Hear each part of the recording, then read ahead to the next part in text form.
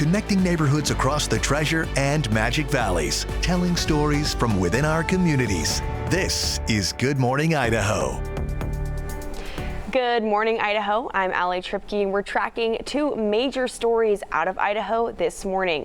Breaking news yesterday that Brian Koberger has pled guilty to all counts in the killings of 4 University of Idaho students, sparing him from the death penalty. More on that in just a bit. We're also following the deadly ambush attack on Coeur d'Alene firefighters from Sunday. We have our senior reporter Roland Barris live in Coeur d'Alene this morning to bring you the very latest information as we learn details on the identity of the suspect.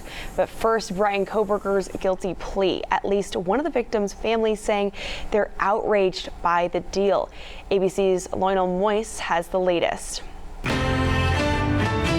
A surprise twist in the Idaho murder case that gripped the nation. Brian Koberger, the accused killer of 4 University of Idaho students, now agreeing to plead guilty. He was facing the death penalty, but now under a deal reached with prosecutors, he'll serve 4 life sentences with no chance of parole. That's huge. That means that the police found their man. That means he's admitting and maybe just knows he's cooked with all the evidence they have on him. In a letter sent to family members of the victims, prosecutors writing, "This resolution is our sincere attempt to seek justice for your family.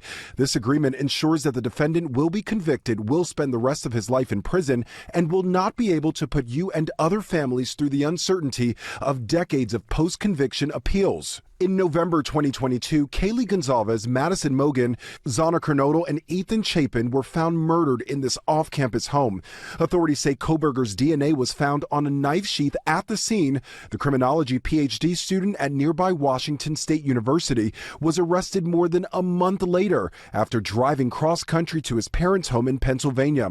Various people from Koberger's past were put on notice they may have to testify, including a former teacher, boxing coach, and friend who reportedly described Koberger as a self-conscious, overweight teen and a brilliant student with special needs. The defense previously pointing to his autism spectrum disorder. The case was set to go to trial this August, but now the families won't have their day in court. It was definitely a victory for the defense because there was a good chance that Koberger was going to get the death penalty. But I just think that it's not full justice because if anyone deserves the death penalty, it's this guy. The family of Kaylee Gonzalez blasting prosecutors, saying 4 wonderful young people lost their lives, yet the victims' families were treated as opponents from the outset. We weren't even called about the plea. We received an email with a letter attached. That's how Latah County's prosecutor's office treats murder victims' families. Public opinion on the plea deal appears split. I've talked to some people who are actually say they're mad because they wanted to learn more about what was really going on during the trial. And now it looks like that evidence is going to be locked away. A motive for the murders is still unclear. As for what's next, a court hearing is set for tomorrow. The state is also seeking restitution for the victims' families. Lionel Moyes, ABC News, New York. We'll continue to monitor this story as Koberger's hearing, like he mentioned, is tomorrow, Wednesday, at the Ada County Courthouse. We'll turn now to northern Idaho and the ambush attack on responding firefighters that happened Sunday. I'm joined now by senior reporter Roland Barris, who is live from Coeur d'Alene. He's been there a little over a day, and we have a procession that's happening today in Coeur d'Alene, and we have more details from what's happened there this weekend. Roland, what have you learned? Yeah, Allie, you know, this is a community right now. Obviously, it's very quiet early in the morning, but we've already seen a couple of first responder vehicles heading out bright and early this morning to take part in this procession that is intended at 10 o'clock later this morning to bring back the bodies of John Morrison and Frank Harwood, the 2 firefighters who were killed on Sunday fighting a blaze in a mountainside that we can actually see right from where we are this morning. It still has some smoke coming up. Just another indicator to the people of this community, just how at risk they are sometimes and what an amazing job these first responders do. So, as you might imagine, there will be a lot of people out to honor those 2 firefighters and also the firefighter who was injured later this morning. But we are also learning a lot more this morning from officials about the man that law enforcement say actually caused all of this damage on Sunday. The big motive still remaining this morning. Fire and bullets. Law enforcement, code 3 now up here. Those were the tools of a man police say deliberately started a wildfire to create an ambush. We do know that he did contact the firefighters when they came on scene, and there was a discussion. Doug Park lives nearby. I was very freaked out. In fact, I canceled my plans to go to Spokane. I came back home. You know, I mean, if the fire is going to come down the mountain or some crazy person, you know, I figured I'd be there to protect the dog and the house. The Associated Press is reporting the suspect is 20-year-old Wes Rowley. We have information that he at one time wanted to be a firefighter. It appears that he shot himself. We believe that he engaged deputies from the tree. The tragedy reaching all the way to the nation's capital. This evil attack on the people who dedicate their lives to protecting and serving our communities is despicable, and it's not Idaho. Authorities found the shooter by tracking his phone. We had a fire that was rapidly, it was approaching the body, so we had to scoop up that body, and we had to transport that body to a different location. He did exchange gunfire with the 300 law enforcement personnel who responded. Police say they believe he was a lone shooter, motive unknown. Whatever his reason, he's left this quiet community shattered with grief. They went out there to protect us and paid the ultimate cost, and our hearts hurt. We're learning more, too, about the identity of the 20-year-old suspect. The sheriff's office says Wes Rowley is believed to have died by suicide at the scene. They say Rowley had no criminal record or motive, and that it appeared to be he was living in his car, that same vehicle, still near the scene, after being pushed into an embankment to prevent him from fleeing during the attack. The sheriff's office says Rowley once expressed interest in becoming a firefighter, but there's no record he ever applied locally. A shotgun was recovered, and officials believe a flint starter was used to ignite the fire, which has now burned over 38 acres. All of Rowley's social media accounts appeared to have been wiped, but it's unclear who did it. We reached out to Rowley's family, but have not heard back. Now, the Idaho News 6 forecast. Hey, good morning, everyone. Your time right now is 6:07, and I hope you're off to a good start on your Tuesday morning. It's also July 1st.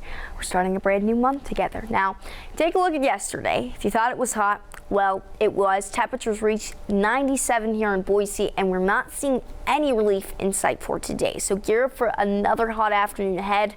Right now, if you have anything you need to do outside, whether that's just maybe some chores around the house, walking the dog, or just going for a walk yourself, temperatures look really nice. You've got those comfortable upper 50s, 59 at the moment in Boise, 67 in Mountain Home, 49 waking up in Stanley.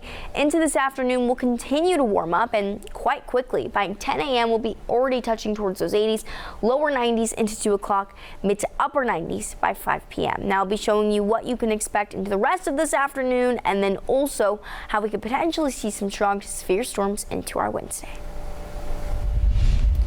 In response to the firefighters killed in an ambush attack in northern Idaho, Governor Brad Little ordering U.S. and Idaho flags to be lowered to half staff. State leaders and local first responders sharing their thoughts on the tragedy. And so because of that, I just ask that you join us for just a moment of silence and prayer. Idaho's U.S. Senators Mike Crapo and Jim Risch delivering remarks on the Senate floor Monday morning. This evil attack on the people who dedicate their lives to protecting and serving our communities is despicable, and it's not Idaho. Leaders from Washington and across the country extending their support for Idaho and firefighters. Several Idaho fire and public safety agencies backing up their fellow first responders on social media. The National Interagency Fire Center saying a loss in the fire community impacts us all. Our hearts go out to the families and friends of the fallen firefighters in northern Idaho. And the Idaho Department of Land says this is a difficult day for the wildland fire community. Flags will be lowered immediately until the day following the firefighters' memorial services. Allie Tripke, Idaho News 6. The impacts of the tragic deaths of firefighters in Coeur d'Alene are being felt nationwide, including here in Boise, where firefighters are mourning on what should be a day of celebration. I'm your Boise neighborhood reporter Brady Caskey at the grand opening of Fire Station 13 that will help firefighters respond faster to this part of town. We're happy to be celebrating, but our hearts are heavy.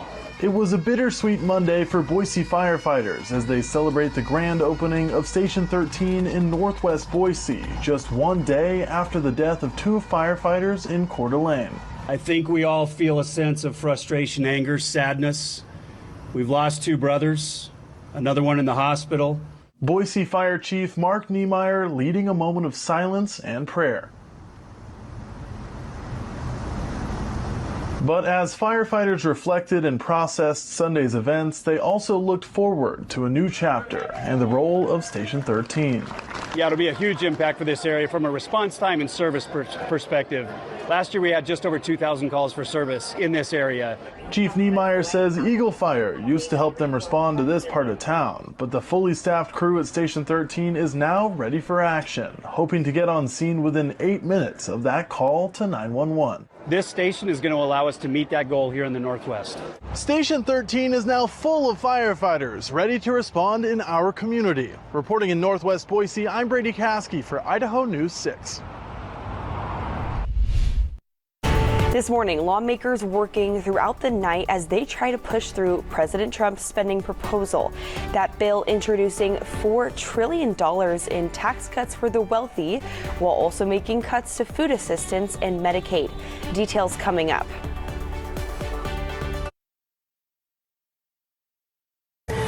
The Senate could vote today on President Donald Trump's sweeping budget plan. I'm Ashley Glass with the headlines we're covering here at Scripps News.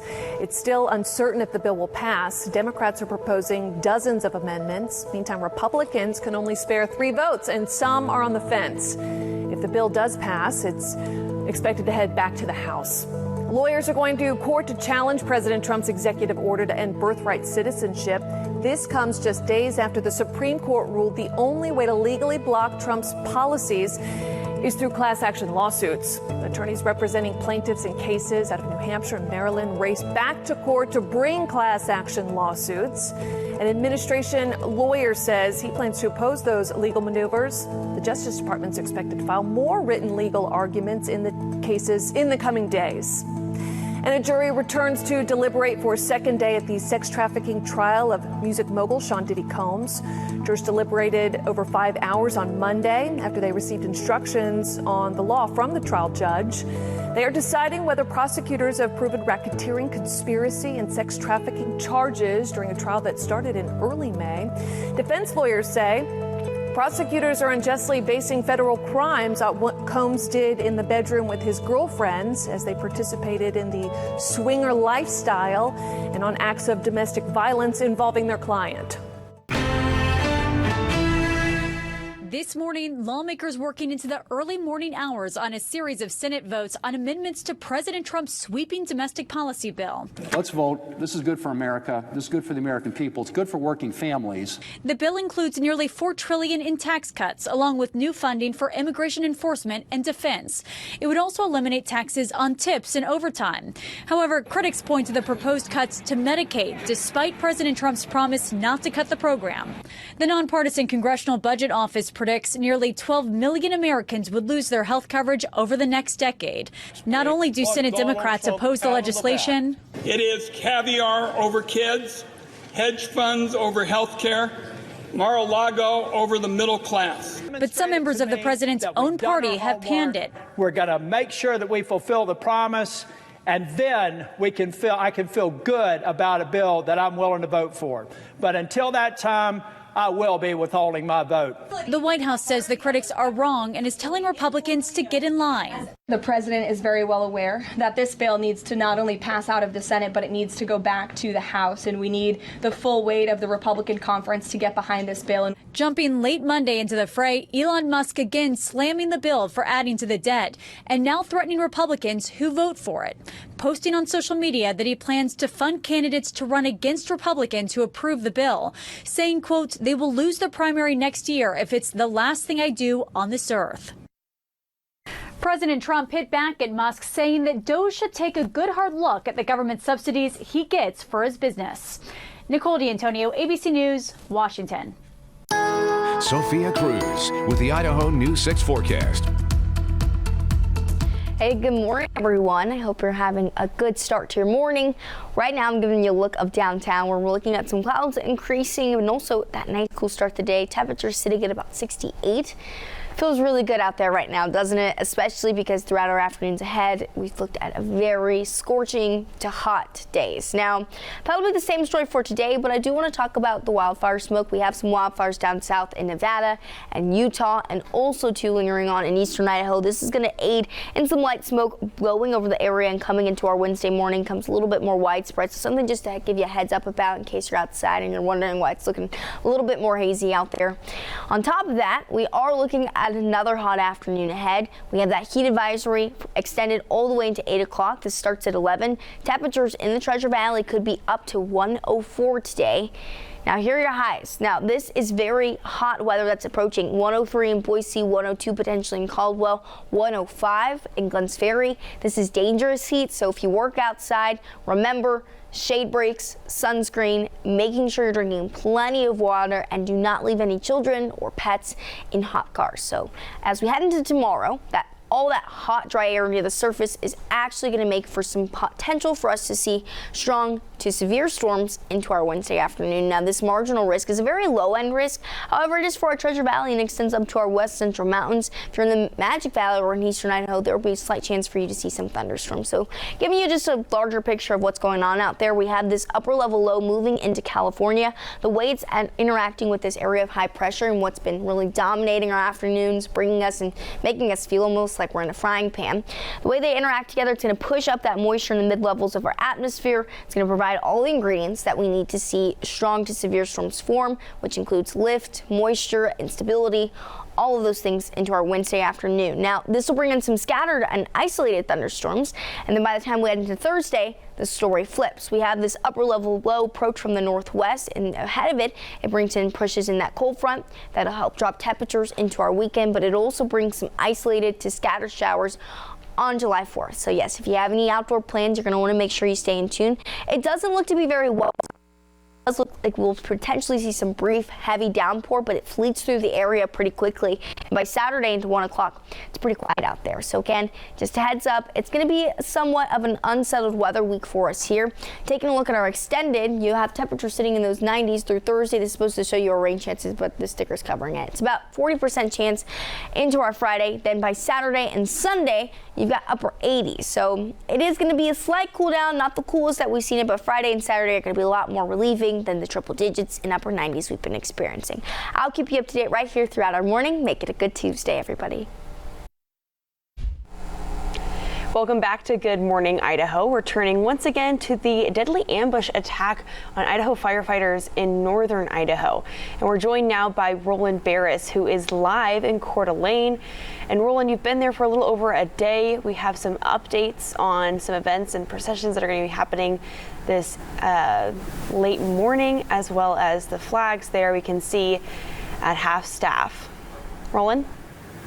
Yeah, that's right, Allie. We are here in Coeur d'Alene live this morning, and of course the 4th of July is coming up in a few days, but that's not why these flags are here. They are to honor those first responders that have fallen over the weekend. And later this morning at 10 o'clock, there will be a procession that will be bringing the bodies of John Morrison and Frank Harwood back to the Coeur d'Alene area. They were actually in Spokane. That's where they had to be taken initially, but they will be coming back to their hometown. A town here that is still in shock from all that happened over the weekend. A setup, if you will, that called firefighters into the foothills, and then, of course, a suspect attacked them with a weapon, leading to these two deaths. You can imagine that there are a lot of people who live in this area that are going to be lining the territory, I-90, where the procession will be coming into town, along 4th Street, and then we'll end up here at English Funeral Chapel later this morning. We will be covering that all morning long, have the very latest at 11 o'clock and on idahonews6.com. Again, a very somber day, and certainly there will be a lot of first responders in the procession and many, many people honoring those 2 firefighters along this route. Reporting live from Coeur d'Alene, Idaho, I'm senior reporter Roland Barris, Idaho News 6.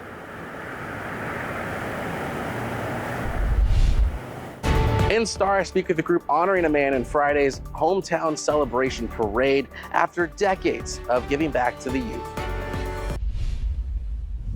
Star's annual hometown celebration parade is set to shut down State Street here on Friday for the 4th of July.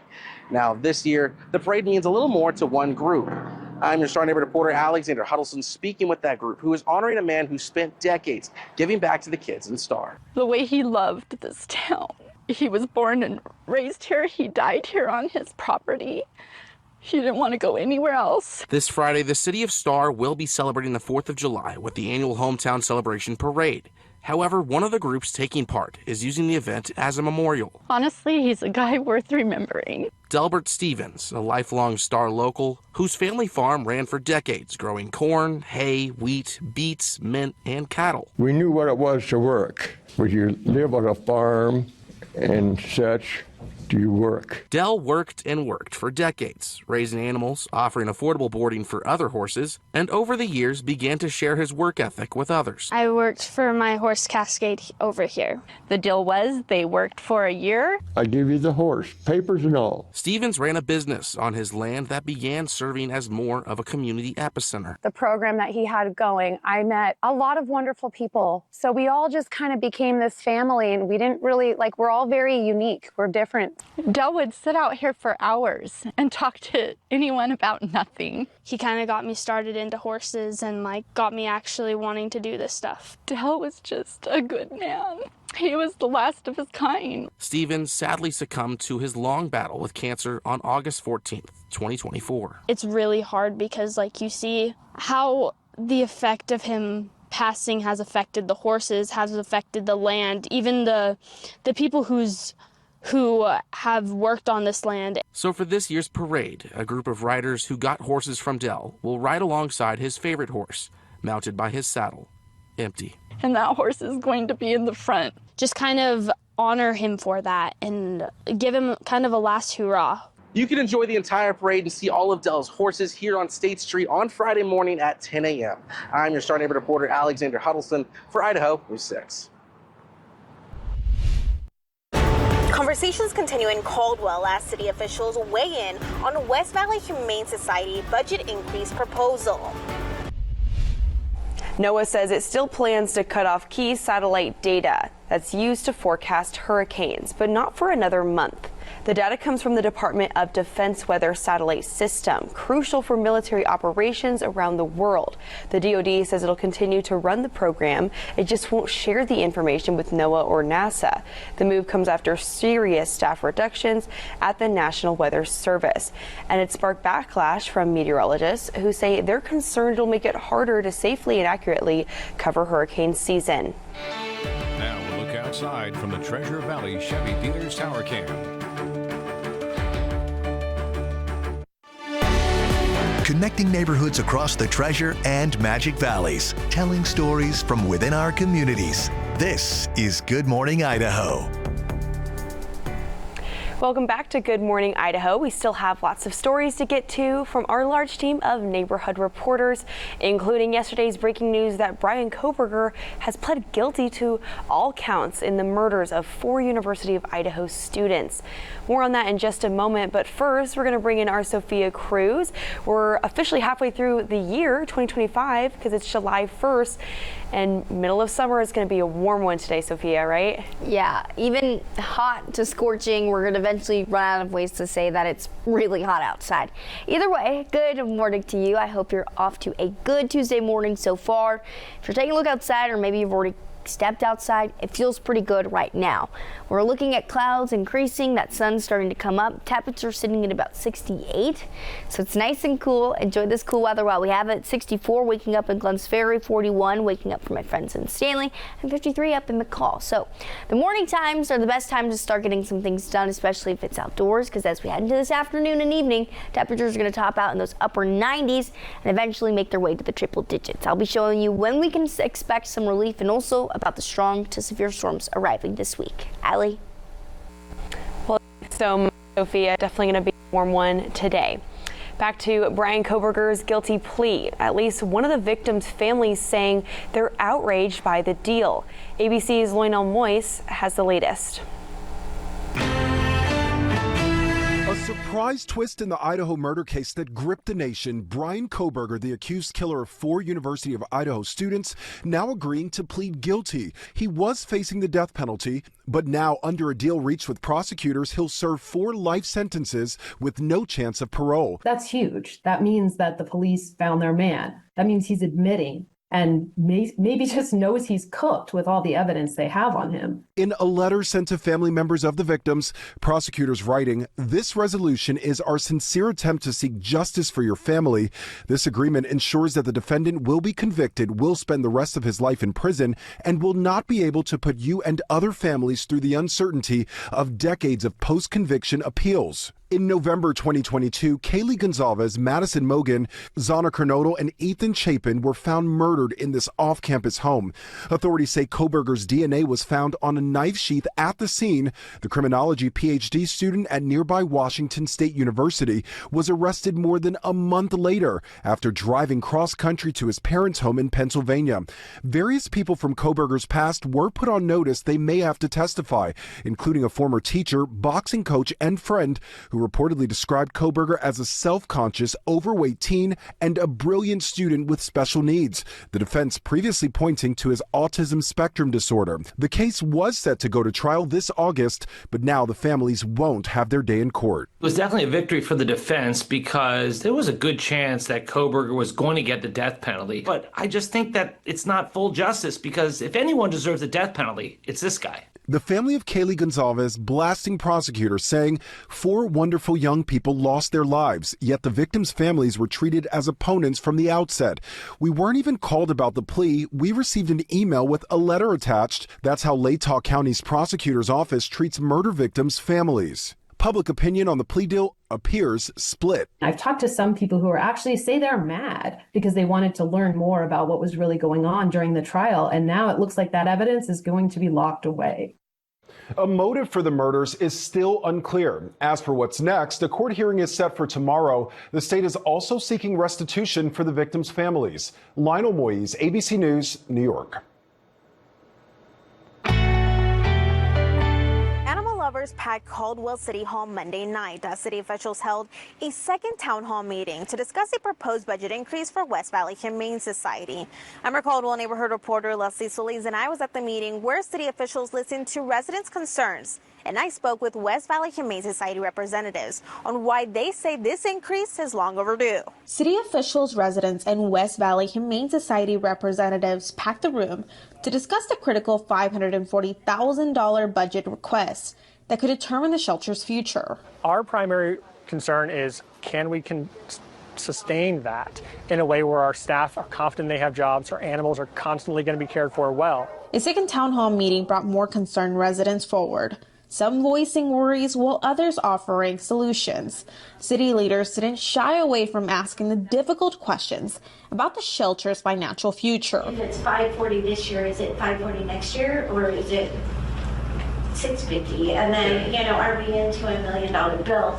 What we found is why we're here today. We found that there has been a history of really not keeping up with the times. Population has boomed, animal ownership has boomed. Board President Nick Lippincott explained how the budget increase would improve operations and warned what a failure to reach an agreement would mean. It's going to cause a lot of headache. There's going to be a lot of people's animals, and by the way, that is their property up in the air, in the giant gray area. That's going to cause a lot of strain on Caldwell. The proposed $1.5 million annual budget would be split between Nampa at $720,000, Caldwell at $540,000, and the county contributing $300,000. Caldwell's contract runs through October 2026, but the shelter representatives warn that without increased funding, even existing contracts wouldn't prevent closure. If no numbers change whatsoever going into 2026, we know that by spring of next year, we won't have the funding to operate. As each municipality continues to discuss budgets, no decision has been made. I'll continue to keep you updated on the future for animal control in the city and county. I'm your Caldwell neighborhood reporter, Leslie Solis for Idaho News 6. The Idaho Department of Transportation is looking at crossing the Snake River Canyon for a third time as traffic increases daily going into and out of Twin Falls and Twin Falls County. I'm your Twin Falls neighborhood reporter, Joey Martin, at an ITD public meeting where state transportation officials are updating the public and gathering input as a potential third Snake River crossing picks up speed. It does make you feel like something may be moving a little sooner than later. The Magic Valley is growing. And so is traffic congestion along the Pine Bridge and Hanson Bridge entering Twin Falls and Twin Falls County. At some point in time, you are not going to have enough capacity on the Pine Bridge. So you've got to create another alternative. And that's exactly what the Idaho Transportation Department is planning. In 2024, the agency approved funding to conduct a project feasibility study for a new bridge over the canyon. Is the project feasible? Are there spots along the canyon that you could build a bridge? On Monday night, it was time to see the results. We've narrowed it down to about 4 locations. We're looking at State Highway 46, which is right out there by the Ken Curtis Bridge, the Clear Lakes grade. We're looking at a spot that's right there on 93, kind of where it bends and goes to Nevada. And then we've looked at the current Pine Bridge, and could you do like a companion bridge there?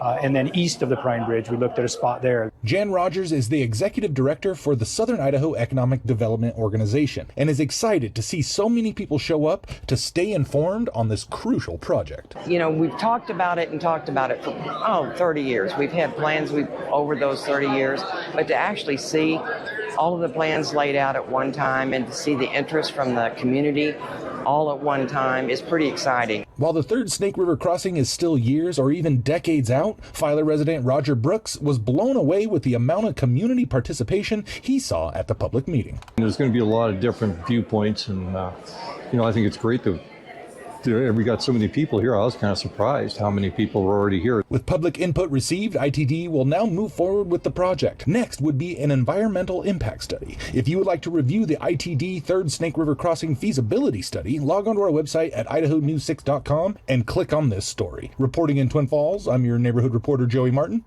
Idaho News 6. Heads up, Twin Falls, mid-90s this afternoon. Plenty of sunshine again today, but it's going to be a hot one. I'll be showing you what you can expect into our holiday weekend coming up. I had the chance to speak with former Attorney General David Leroy about the reported plea deal and where the case goes from here. Well, both sides are giving up something. Certainly the prosecution was well founded in its desire to make this a death penalty case under the horrendous and extraordinarily grievous situation that Mr. Kohberger apparently now admits that he created in killing these 4 young people tragically and dreadfully. A final resolution is a good resolution in this case, even though it may leave some people slightly unsatisfied or greatly unsatisfied. According to Leroy, Idaho has very strong victims' rights laws requiring prosecutors to notify families when plea deals are considered, giving them the right to be informed and involved, though not the power to veto any agreement. We'll be covering the next hearing on this Wednesday, July 2nd. The city of Nampa has recently completed its latest step at its water renewal facility to help it meet federal guidelines. These water filtration pits are the first step at Nampa's water renewal facility to meet new federal guidelines on releasing water back into canals to help save the Treasure Valley's water supply. I'm your Nampa neighborhood reporter Keith Burrell, taking a look at the process as well as the city's new outfall that showcases the high-quality irrigation water that enters the canal.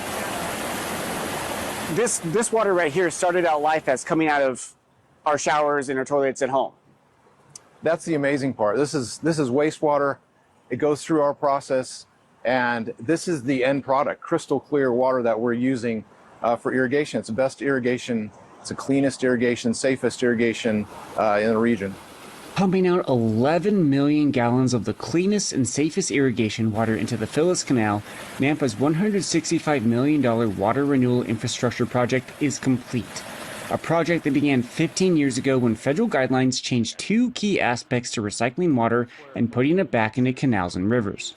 We were given two requirements. We had to lower our phosphorus and we had to lower our temperature. Both those were huge lifts for us as a community. Reclaimed water begins its journey to that high-quality irrigation water as Class B, water that is good enough for everything from orchards to golf courses to crops. To become Class A water, additional steps are needed to get it to a quality for homeowners and city parks to use. Incoming water filters through sand like water through a fridge dispenser, then travels through troughs with UV lights to kill any remaining bacteria and viruses, and finally travels half a mile to meet the Phyllis Canal. Behind me is the final product from this process. It's highly treated, it is crystal clear. And Nampa's water renewal facility can accommodate the city through 2040. From Nampa, I'm your Nampa neighborhood reporter Keith Burrell for Idaho News 6. NOAA says it still plans to cut off key satellite data that's used to forecast hurricanes, but not for another month. The data comes from the Department of Defense Weather Satellite System, crucial for military operations around the world. The DoD says it'll continue to run the program. It just won't share the information with NOAA or NASA. The move comes after serious staff reductions at the National Weather Service. And it sparked backlash from meteorologists who say they're concerned it'll make it harder to safely and accurately cover hurricane season. Sophia Cruz with the Idaho News 6 forecast. Happy Tuesday to you. I'm back from break. I went to spend the weekend in Texas, and man, did the allergies get me down south. Now, if you are sitting there at home with your allergies also, I'm right there with you, but just want to give you a heads up. That is not the only thing that's going to be in our air today. Taking a look at our future smoke, this shows us all the smoke that's going to be incoming and trickling in as we head into this afternoon, but there's stronger and really more rapidly growing fires down in Nevada and in Utah, and that's what's going to really blow up that smoke and also those southerly winds. So waking up in eastern Idaho today, it will be a little bit more smoky, especially heading into our Wednesday morning. We'll slowly start to see it sleep over into our Treasure Valley. Now, it's not going to be super heavily present, but it will look a little bit hazier, so something just to keep in mind if you are spending some time outdoors. On top of this, there is going to be another heat advisory for today. This is from 11 all the way into 8 o'clock tonight for our Treasure Valley and extending up into our west central mountains. Temperatures today could be potentially up to 104. So taking a look at our afternoon highs, it is going to be a hot one. So prepare for the heat, whether that means packing extra water with you if you work outside, taking those shade breaks, sunscreen, making sure you're not leaving any kids or pets in hot cars too. Triple digits along those valley floors, with the hottest spot being Glenns Ferry at 105 today. In our mountains, you can expect those lower 90s in several spots, but also 98 if you're heading out to Idaho City. Into tomorrow, we'll be looking at strong to severe storms possible into the afternoon. Now, this is a low-end risk where you see the marginals, that dark green, and extends from the Treasure Valley up into those west central mountains, down into our Magic Valley, and over into eastern Idaho. This is all just going to be some possibility of some thunderstorms. The main concern with our strong to severe storms, that if we do see the severe end of it, are winds. This could potentially bring some strong wind gusts upwards towards 16 miles per hour, all in this area of light brown.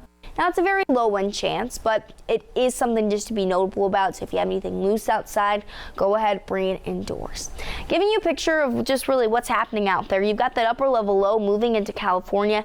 This and the way it's interacting with this area, this upper level ridge that we kind of just have aloft, it's going to cause that southerly flow for us. So that not only helps aid in increasing our temperatures, but also brings in that moisture from the mid levels, and that will bring on that chance for thunderstorms today, but also into tomorrow. Flip the page to Thursday, and we have this upper level low approach in the area. Ahead of that, a cold front moves in, so our temperatures drop into our weekend, and you'll find that we will look at some chances of rain into July 4th, but it's not going to be a washout. It'll be sporadic and it'll fleet through the area, but something just to keep in mind too if you have outdoor plans. We'll keep with those 90s into Thursday, upper 80s by Friday and Saturday. Sunday and Monday, temperatures stretched back to those mid 90s. It is our Tuesday morning, so we're going to go ahead and now give you a look at your roads. The Idaho News 6 traffic report is brought to you by Champion Windows. 6:51 is your time, and here's a look at the Grove downtown right now. The sun is shining, and it's July 1st. It's a new start to the month, so if you're getting ready to head out on our roads, it is already looking like a little bit of slow up on I-84 eastbound, so if you're traveling in that direction. We were looking at some slow up earlier on Caldwell Road and on Linden Street, but now looks a little bit more quiet out there. If you're heading into downtown, just a heads up again, I-84 looks the heaviest, but for my CUNA drivers, you've got Linder Avenue and East 3rd Street looking like a nice quiet start to the day.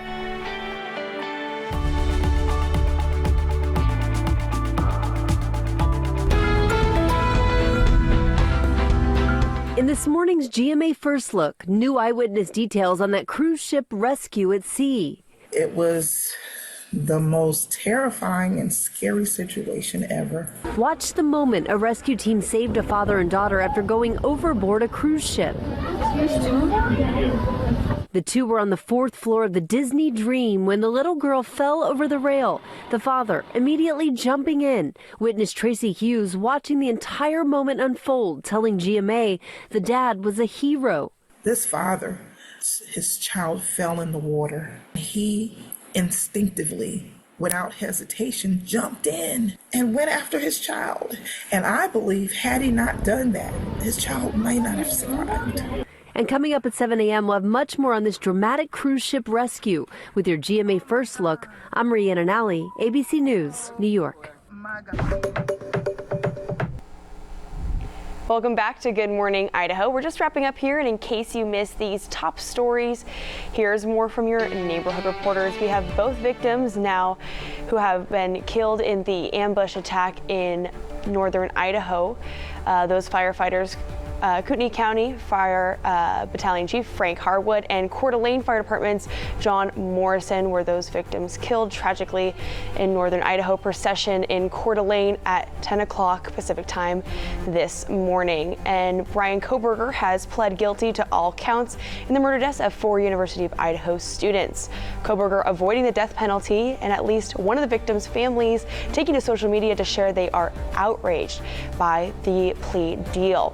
And the future of the West Valley Humane Society remains in the air. The animal shelter warning that if they don't receive $1.5 million from funding from local municipalities, they will have to shut down by spring of next year. You can learn more about these stories on our website, idahonews6.com. Now, the Out the Door forecast, brought to you by Pella Windows and Doors. Hey everyone, prepare for another hot day as you head out this morning. Temperatures will be sitting in the 70s by 9 a.m. so warming up pretty quickly out there. Into that afternoon and evening by 5 o'clock, we'll be touching towards those triple digits. So again, another triple digit day of heat. We will see some more relief as we head and get ready for Friday. And if you want to read more about the forecast, you can head on over to idahonews6.com. Otherwise, let's get you ready for your Tuesday morning commute. The Idaho News 6 traffic report is brought to you by Champion Windows. Hey, 6:57 is now your time. We're giving you a live look of downtown. The sun is shining. It's July 1st. It's a brand new start to the month, so let's make it a good one. Right now, you've got I-84 eastbound looking to see just a little bit of slowdown this morning. Not the heftiest times just yet. It's still pretty overall quiet out there. And if you're heading anywhere into Broadway Avenue on I-84, another quiet commute starting to pick up just a slight bit. But otherwise, it's been a pretty slow morning for us. If you're going from Caldwell into downtown right now, drive time sitting at just under 33 minutes. Allie, I can't believe it's already July. We were talking about how we're already halfway through the year, and we know the heat's going to ramp up into July. That is crazy. Already halfway through the year, just days away from July 4th. I'm going to be at the Meridian Fireworks Show on Friday. It's going to be a fun one. Fun Independence Day weekend here in Idaho. Well, thank you so much for joining us here on Good Morning Idaho. We'll have more for you at 11 a.m. and then this evening at 5, 6, and 10 o'clock as well, and 5:30 for our Magic Valley viewers as well. I hope you have a wonderful Tuesday and stay up to date with us on Idaho News 6 as well.